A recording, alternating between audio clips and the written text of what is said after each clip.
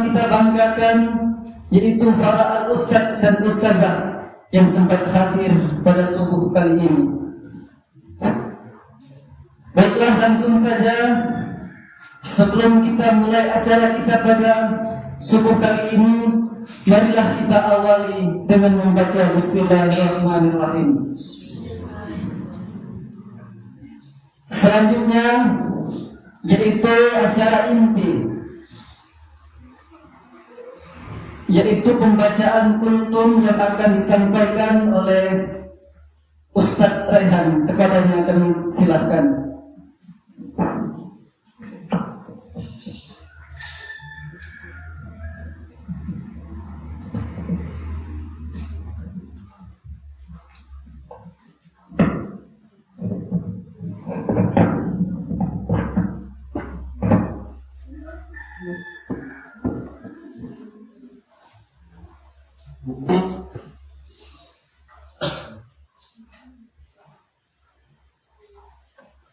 Sebelumnya suara Anda kedengaran ke belakang?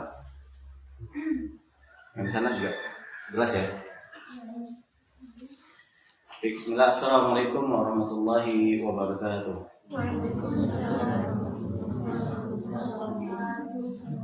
Alhamdulillah, puji dan syukur kita ucapkan kepada Allah Subhanahu wa taala karena Allah masih memberikan kita rahmat serta karunia-Nya sehingga dapat berkumpul pada pagi hari ini. Walaupun cuaca hujan, semi-semi ngantuk, enak untuk tidur sebenarnya, tapi Allah titipkan ketakwaan kepada kita sehingga kita dapat melangkahkan kaki untuk melaksanakan salat subuh secara berjamaah.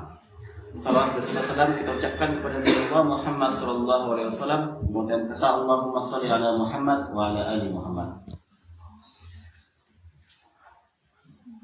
Di dalam Islam ada sebuah konsep yang sering salah digunakan oleh umat Islam. Konsep ini sering digunakan sebagai tameng, sebagai perisai ketika terjadi permasalahan dalam hidupnya. Digunakan ketika ada problem-problem yang sulit dia hadapi. Apa itu konsepnya? Konsepnya, bertakwalah maka hidupmu akan mudah. Hijrahlah, taubatlah, maka kesulitan akan hilang.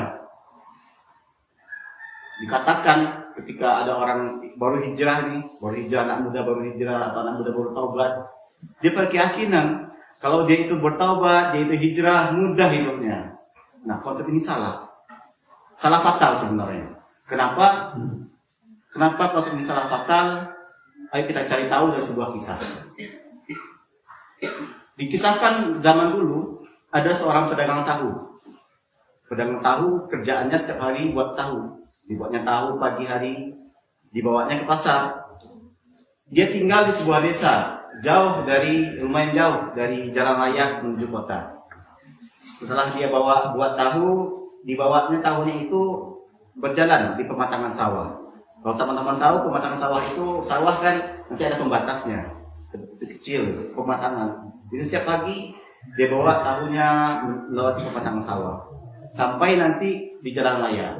Setelah sampai di jalan raya, dia naik angkot baru ke pasar. Setiap hari itu yang dia kerjakannya.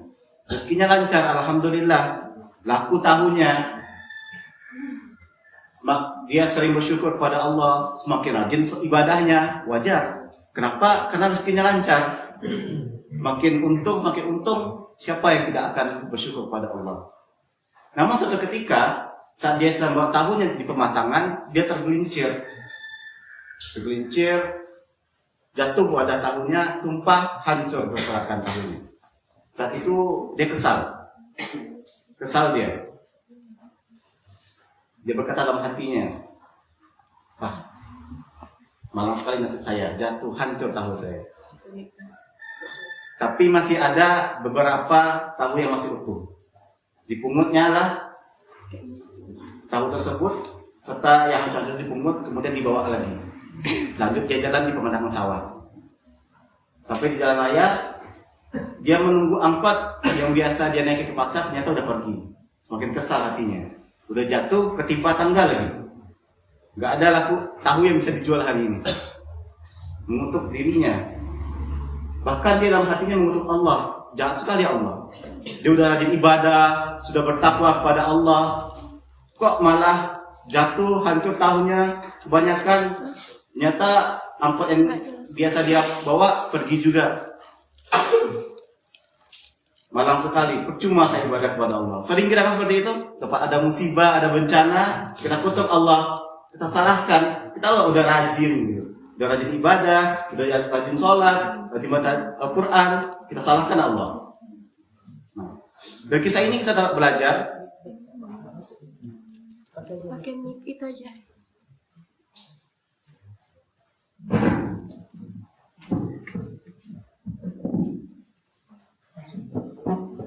Nah, dari kisah ini kita belajar,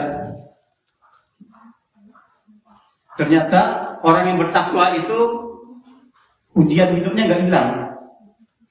Bahkan Rasulullah SAW menjelaskan dalam hadis riwayat Imam Tirmizi, Innallaha idza habba qauman ibtalahum. Sesungguhnya Allah bila mencintai suatu kaum, cinta Allah gimana caranya? Dia bertakwa.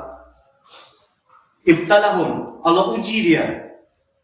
Ini janji Rasul. Jika Allah mencintai suatu kaum, Allah uji dia. Faman radiyallahu falahu ridha. Siapa yang ridho dengan ujian tersebut, maka Allah ridho kepadanya.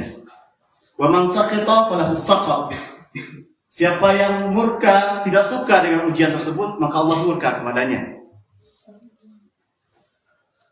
Imam Al-Mubakhuri dalam Tuhfatul Ahwazi syarah Sunan Tirmizi mengatakan, kenapa Allah cinta kepada satu kaum malah Allah uji? Kenapa itu alasannya? Karena Allah ingin kebaikan-kebaikan hamba, kebaikan-kebaikan Allah berikan karena Allah ingin ketika dia wafat dirinya bersih dari dosa-dosa. Jadi ujian tersebut diberikan ketika dia masih hidup. Ketika dia wafat bersih dosa-dosanya. Itu alasan pertama. Nah, barang siapa yang ridho dengan ujian tersebut, maka Allah ridho kepadanya dan Allah berikan pahala yang besar karena berhasil melalui ujiannya. Dan siapa yang murka kepada ujian tersebut, maka Allah murka kepadanya dan Allah berikan azab yang pedih. Kalau kita pahami dengan konsep yang sederhana, maksudnya seperti apa?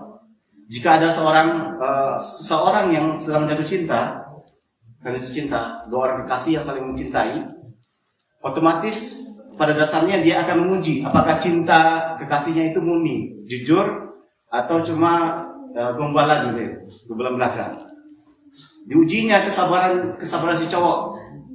Misalnya si cowok ini berbuat kesalahan kecil, dibesar-besarkan. Padahal adem-adem, si cewek ini ingin buat masalah gitu. Dia ingin melihat apakah kekasihnya sabar nggak gitu, atau malah marah balik. Biasanya kalau kekasihnya sabar, dia semakin cinta si cewek ini. Tapi kalau kekasihnya malah marah, keluar kalimat saktinya. Apa kalimatnya?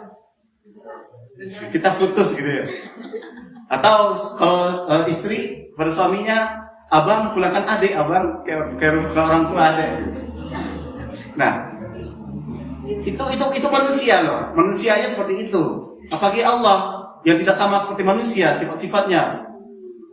Allah ingin menguji kita, apakah murni cinta kita kepada Allah atau tidak. Jadi jangan salah pahami konsep ini. Harus kita tahu ketika kita ingin bertakwa kepada Allah, ketika ingin taubat kepada Allah, ketika ingin hijrah kepada Allah, kita tahu Allah pasti akan menguji.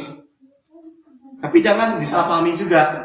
Ya udah kalau gitu nggak usah hijrah lah, nggak usah taubat lah. Karena nanti berat musibahnya enggak.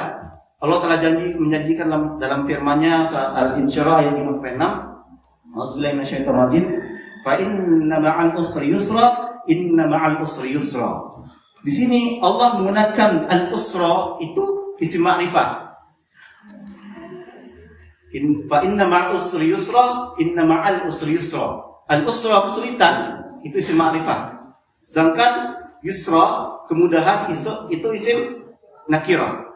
Al-Imam As-Suyuti dalam kitabnya Al-Itqan fi Ulumil Quran menjelaskan ketika dalam satu kalimat digunakan isim nakirah dua kali berdekatan, itu bertanda dua hal yang berbeda. Sedangkan kalau isim ma'rifah berdekatan diulang dua kali, itu bertanda sesuatu yang sama. Nah, di sini apa maksudnya? Dari ayat ini Allah mengatakan bahwa ketika diberikan satu kesulitan, kesulitannya itu satu, Allah berikan dua kemudahan. Nah, di sini kita dapat paham bahwa orang-orang yang ingin meluruskan niatnya, ingin hijrah kepada Allah, itu ujiannya Allah uji dia dengan kesulitan.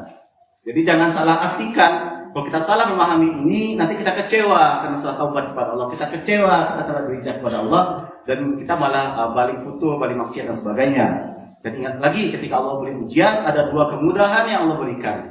Maha kasih sayang Allah kepada kita, maha cinta Allah kepada hamba-hambanya yang ingin bertaubat. Kita dapat melihat ini daripada kisah-kisahnya para rasul. Orang-orang yang paling berat ujiannya adalah orang soleh dalam sejarah, terutama nabi-nabi ulul azmi. Berapa banyak ujian yang Allah berikan, mereka adalah orang-orang yang mampu melalui ujian ini. Mungkin sekian yang dapat saya sampaikan. Semoga kita termasuk orang-orang yang Allah kuatkan untuk bertakwa kepada Allah dan melewati ujian ini. Ini hanya sebuah teori, penerapannya tidak mudah. Tetapi kalau kita jujur kepada Allah, insya Allah Allah akan mudahkan kita untuk meraih cintanya dan melewati ujian-ujian tersebut. Itu sekian dari Ana. Semoga bermanfaat. Jika ada kata-kata yang salah, mohon dimaafkan. Jika ada yang benar, itu datang dari Allah Subhanahu wa taala. Assalamualaikum warahmatullahi wabarakatuh.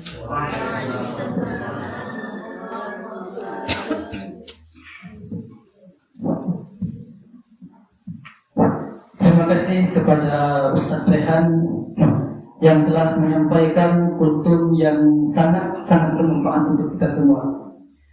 Yang mana bagaimana kita mencari cinta Allah, yaitu dengan rasa takwa kepada beliau dan rasa sabar kepada beliau.